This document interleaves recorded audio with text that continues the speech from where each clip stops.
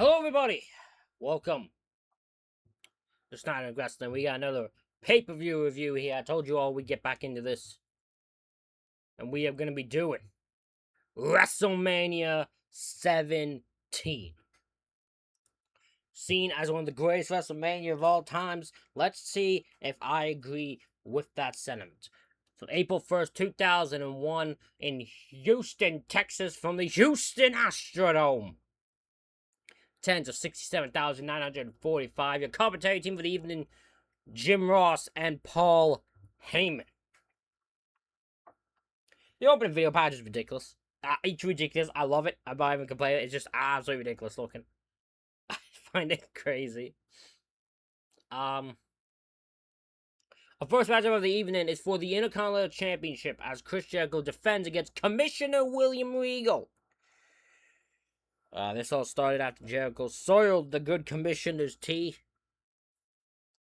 and besmirched William Regal, so now Regal is out for revenge.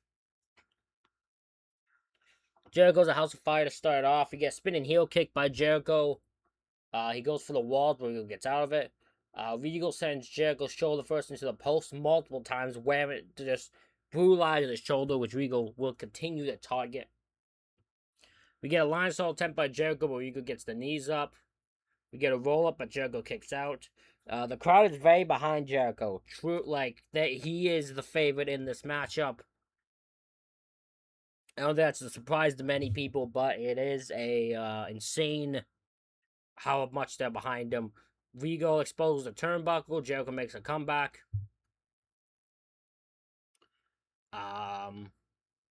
Missile drop kick, but Regal kicks out.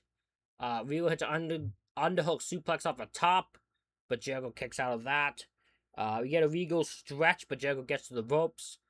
Jericho sends Regal into the exposed turnbuckle, hits a lion salt to pin and retain the title. I'm giving it 5 out of 10. It's a perfectly fine match. Gets over Chris Jericho. Jericho wins in the end. Regal will have to wait almost an entire year, if my memory is correct. I believe at the Royal Rumble 2002 is when William Regal will win his Intercontinental Championship. I believe my memory is right. Our next matchup is a 6-man tag as Taz and the APA take on Right to Censor. Look, I know people might have different opinion. I've grown to like the Right to Censor gimmick because it is so detestable that the heat these guys have for having that obnoxious of a theme, having the people in it and what they're against, it works perfectly. I love it. We get a promo from Bradshaw, just makes a bunch of Texas sports references, all who fly right over my head as I'm not a sports guy. We get an all-out brawl. The start as we expect from these guys. Jacqueline hits a DDT to Richards. See Richards, who's not in the match. It's the Good Father, Val Venus, and Bull Buchanan, I believe. My memory's correct.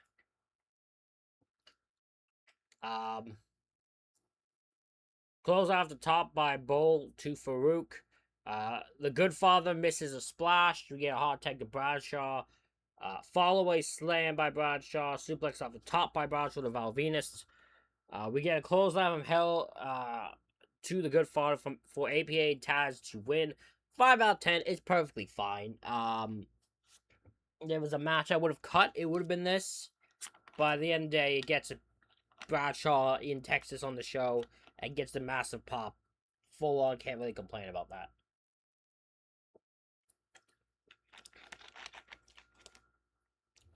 Our next matchup is a triple threat for the Hardcore Championship as Raven defends against Kane and the Big Show.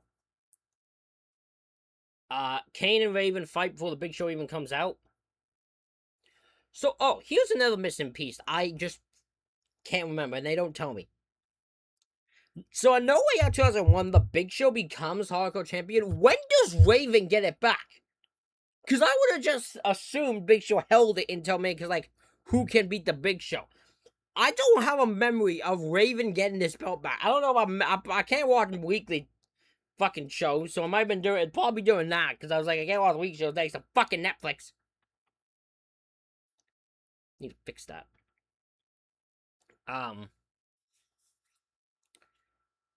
Yeah, Kane and Raven fight before Big Show comes out. Kane dives on the Big Show on the outside when he shows up. They fight in the crowd, and they're fighting backstage. When they're fighting in the crowd, the camera can barely catch them because there's so many fans getting in the way. Kane sends Raven through a window. Kane and Big Show go through a wall. Raven tries to escape in a golf cart, but almost takes the power out to the entire building.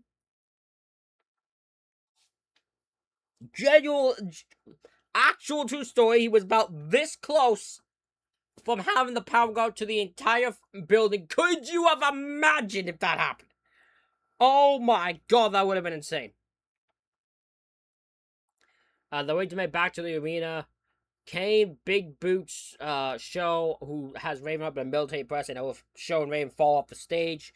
Kane hits an elbow drop off the stage to pin and become the hardcore champion. I give this match 7 out of 10. It is just fun. It's fun. It is a fun as hell match.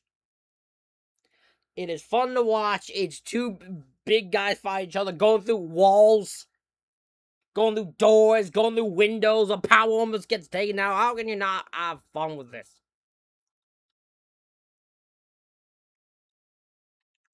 Yeah, 7 out of 10 for sure.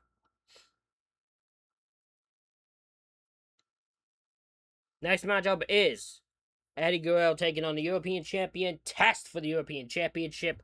Eddie is out with Dean Malenko and Perry Saturn of the Radicals.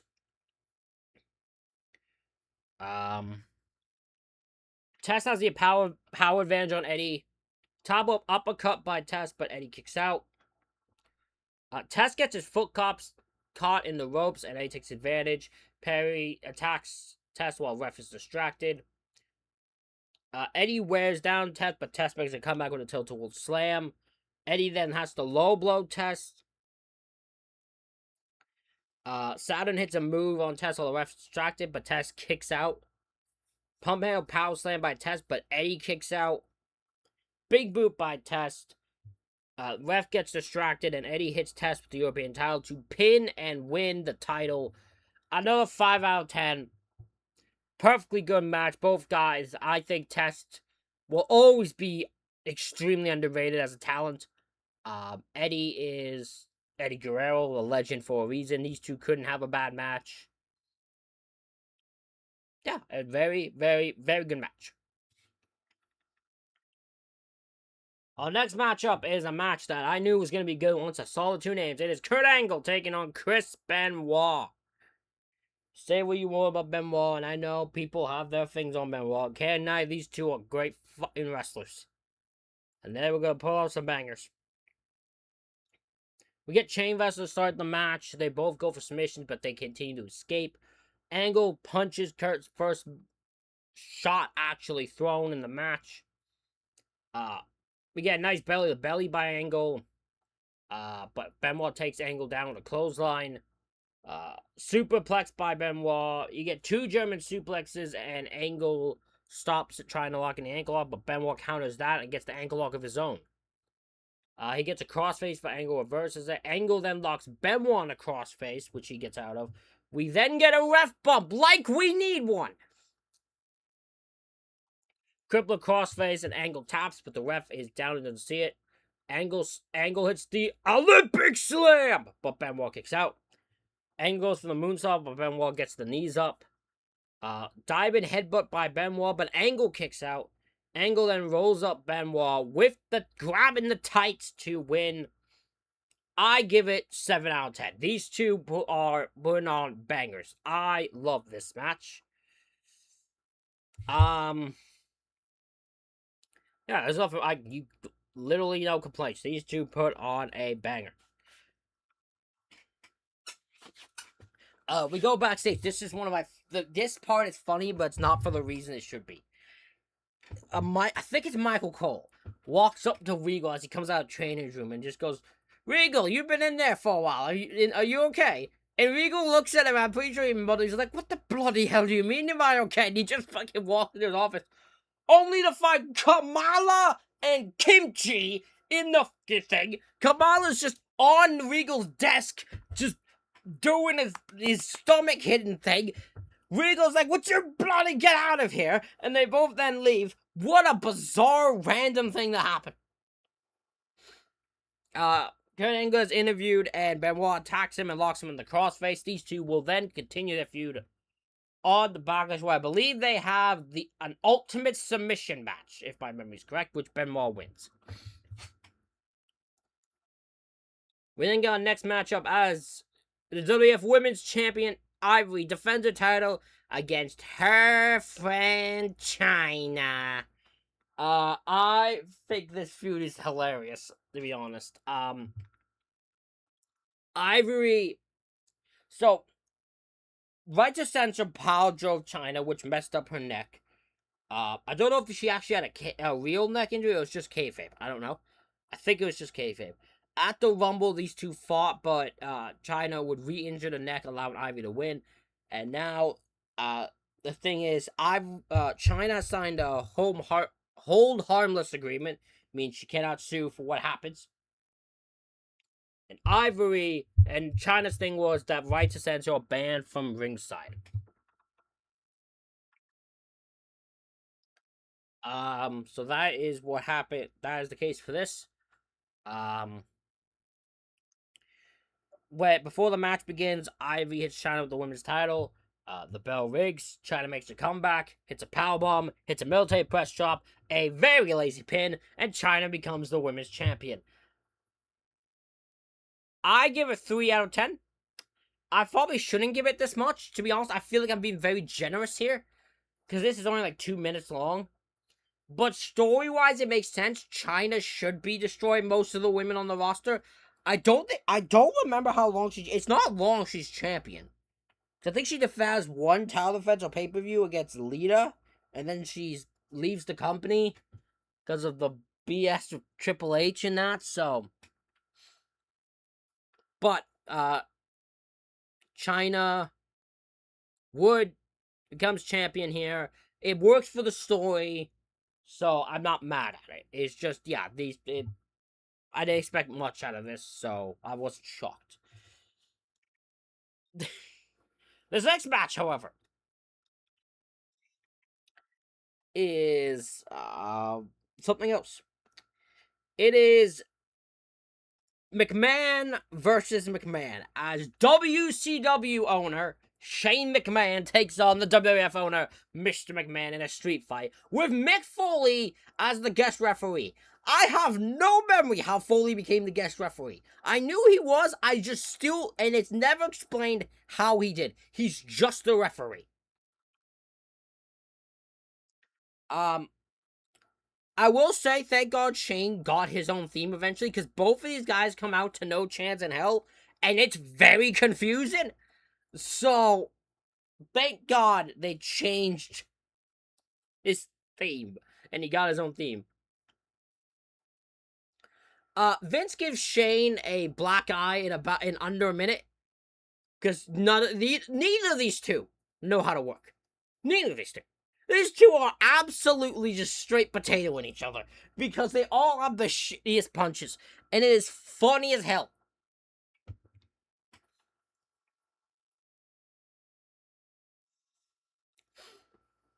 Stephanie is randomly at ringside of Vince. She slaps Shane. It means nothing because Shane just keeps beating up Vince. Shane chokes Vince with a cord. Hits him with a kendo stick. We get the Shane O'Mac punches.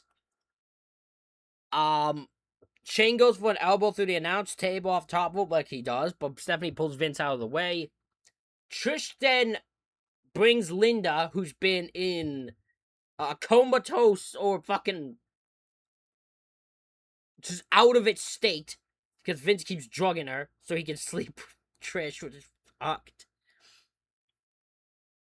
So she brings Linda out to ringside, and then gives Vince the worst slap in history. Did Stephanie McMahon never teach Trish how to slap someone? Because god damn, I don't know if she gets better at it, but Jesus Christ, there was no effort, there's no nothing put into it. It's like she was scared to slap him. Ridiculous. Trish and Stephanie brawl, and they brawl all the way up the thing to the backstage. Vince goes to, you see him look at Linda, and Vince goes, "You bitch," and then he goes to do something to Linda, but Mick Foley tries to get her out of the way. Vince then hits Foley with a steel chair. Vince brings Linda in the ring, and Vince starts beating up Shane with a trash can. And then Linda rises from the chair to one of the... I think it might actually be the loudest pop of the night. It is insane how loud this pop is. And I need you to understand it. Because this is Linda McMahon, who has no acting ability, except apparently to do this. This is her greatest accomplishment acting-wise in wrestling. She's able to act like she's in comatose state. So she rises to get one of the most massive pops. She kicks Vince in the nuts. Mick Foley then beats up Vince. Shane hits the coast to coast with the trash can to pin and win. I give it 6 out of 10. I'd be honest, part of it got a few bumps up for that Linda pop, because it's crazy how loud that pop is. It's very crazy. Plus, I did have just a lot of fun watching this match. So,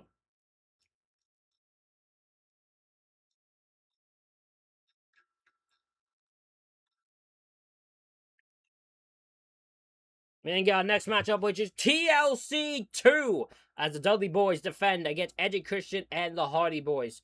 So, at WrestleMania 2000, they have the 3-way ladder match. At SummerSlam 2000, they had the very first TLC. And now we have got this match. TLC 2 for tag team titles. I will not be able to do this match justice. I'll not be able to do this match justice. This match is insane.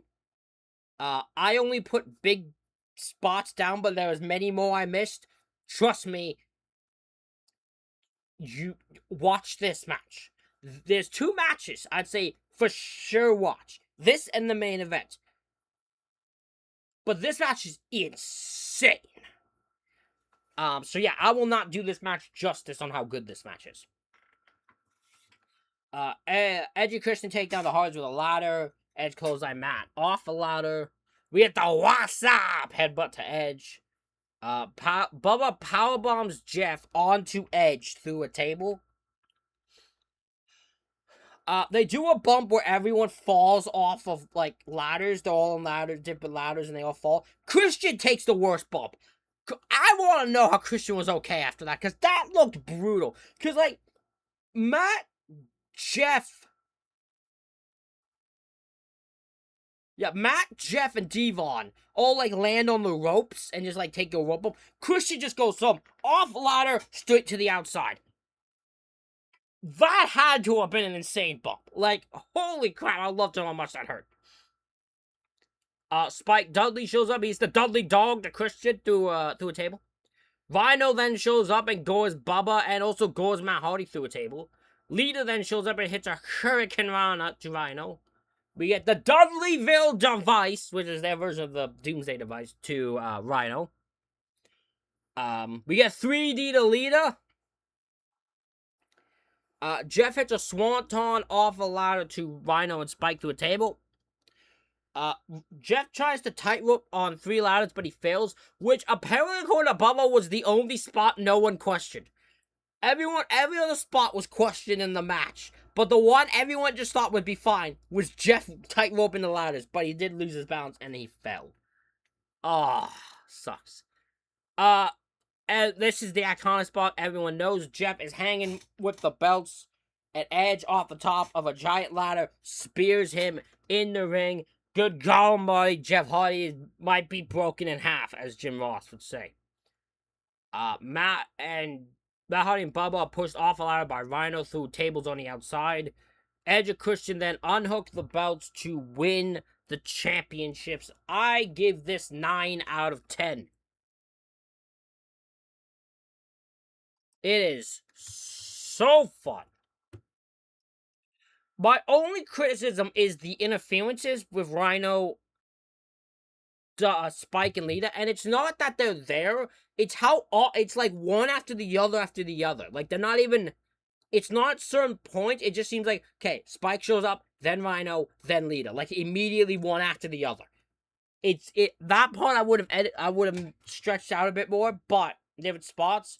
But other than that, it is absolutely amazing.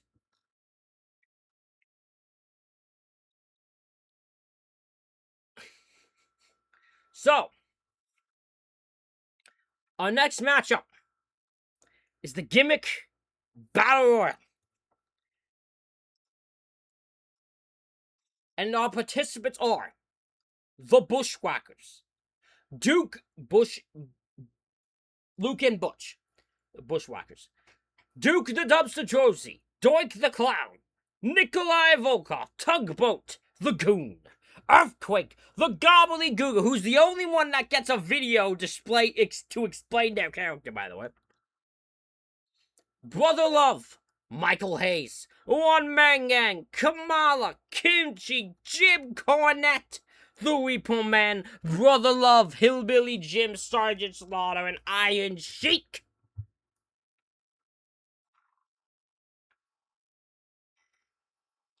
We also have Mean Gene Oakland and Bobby Heenan on commentary, and they're terrible. I don't know what happened here. I don't know if it's just because it's these two, but they're not good here. I'm not gonna lie, they're not good. I believe Heenan calls Mean Gene Tony, I think twice during the match.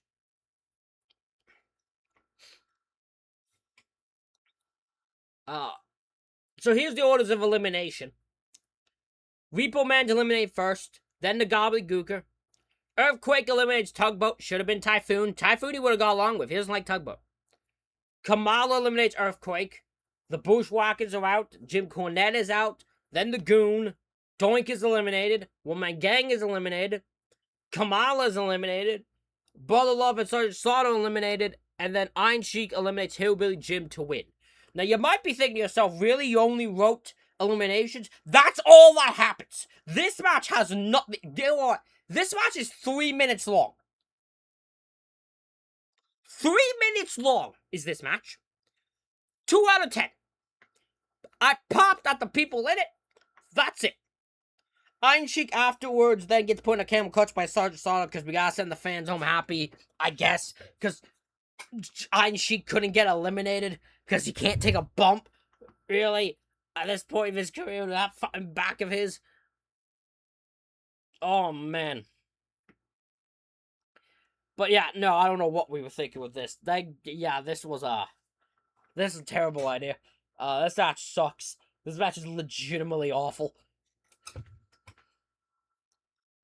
Next matchup is The Undertaker versus Triple H. The first time these two have gone one-on-one on pay-per-view. Which sounded not right to me. Like, my brain was like, there's no way this is the first time these two have gone one-on-one. It is, which is crazy.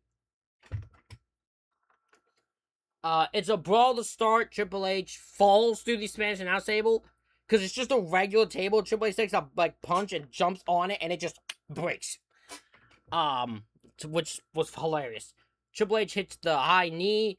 We get a running power slam by the Undertaker and a jumping clothesline.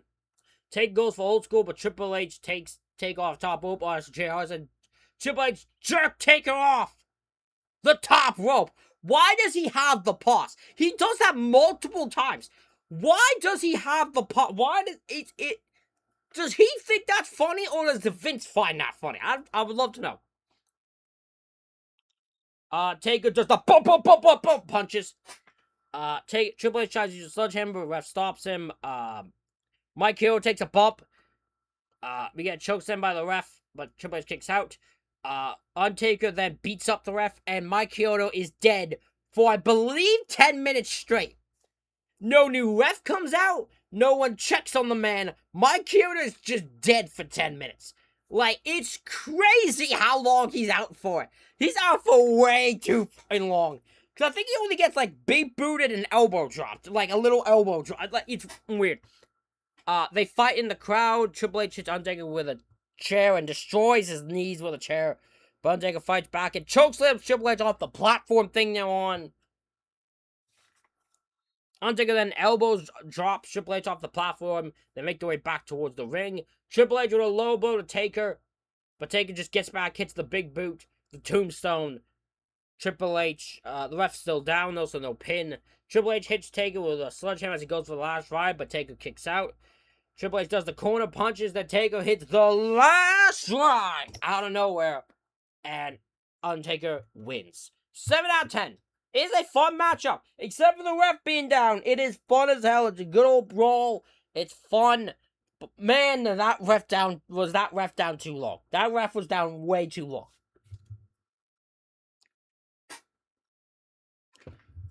We then got our main event.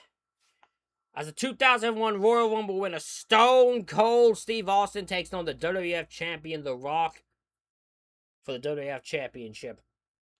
We find out this match is no disqualification, and Heyman and JR are very confused by this. Because it wasn't announced, it was just announced right at that when Gene Okerlund, no, Howard Finkel, Jesus Christ. Gene Okerlund, that's fucking Mean Gene. God damn. Howard Finkel announces that it's no DQ. Oh, people are gonna hassle me about that. Whatever. The video package is awesome between these two. Love the video package. It's done my way, and these two, it's awesome. It's still one of the best video packages ever done. It's a brawl to start, as you expect. We have swinging neckbreaker by The Rock. Austin sends Rock to the outside. They find the crowd. They make their way back, and then Austin hits a superplex. Doesn't put The Rock down though. Austin exposes a turnbuckle. Rock then sends Austin to the outside. The ref trip Rock back. Like tries to make The Rock back. Jesus Christ! The Rock tries to make the ref Earl Hebner back up, and Earl Hebner trips over the stairs and almost takes himself out, which is hilarious. Rock also gets caught in the cord of the camera, which was funny. Austin then hits Rock with the ring bell, and The Rock is now busted open. The announce table JR and Paul Heyman on just collapses. Like The Rock, it literally just collapses off camera. Because The Rock's on it, but like no move happens. The Rock's just lying on it, and then it just collapses. Which was really funny. We get swinging neckbreaker by Austin. Austin is wearing down The Rock, but The Rock gets back into it with a clothesline. Rock sends Austin into the exposed turnbuckle. Now Austin is busted open.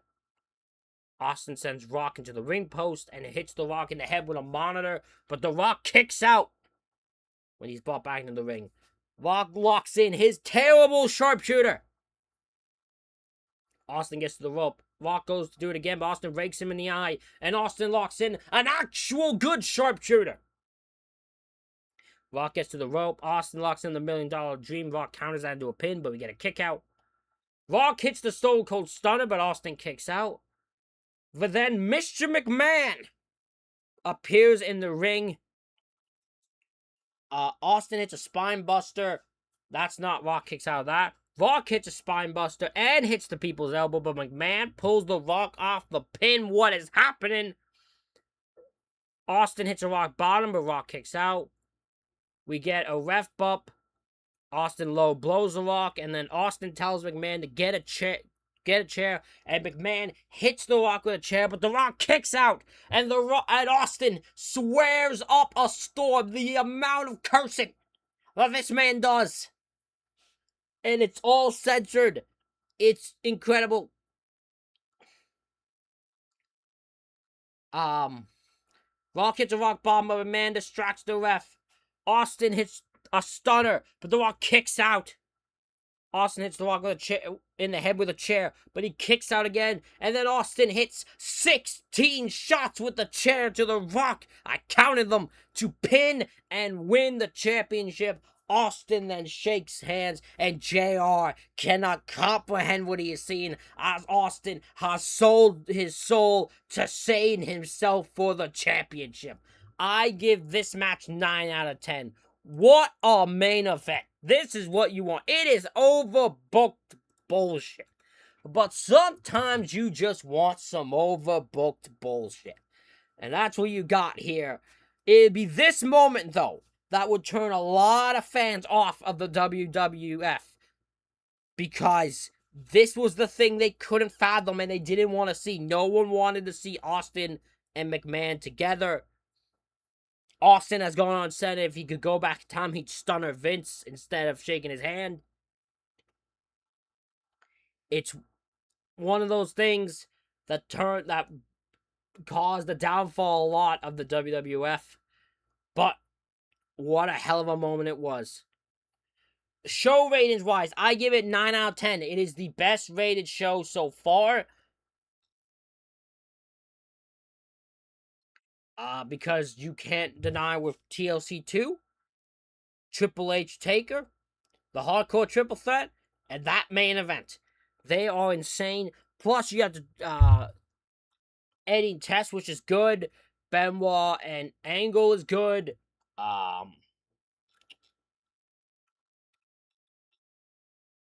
Jericho and Regal's good. All good matches. The only one I'd say that's bad is the gimmick battle royal, but that was just a spectacle. And China and Ivory could have been longer, but it all fits the storyline. So yeah, I'd give it 9 out of 10. It is the best rated Mania so far. I don't know if anything will top it or tie it. We'll see. But after this Mania, we are going to be doing some SummerSlams. And then we'll get back into Mania close to Mania season again. But yeah.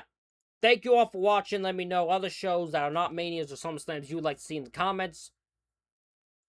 Hit the like button, hit the subscribe button. And I'll see you all for the next one.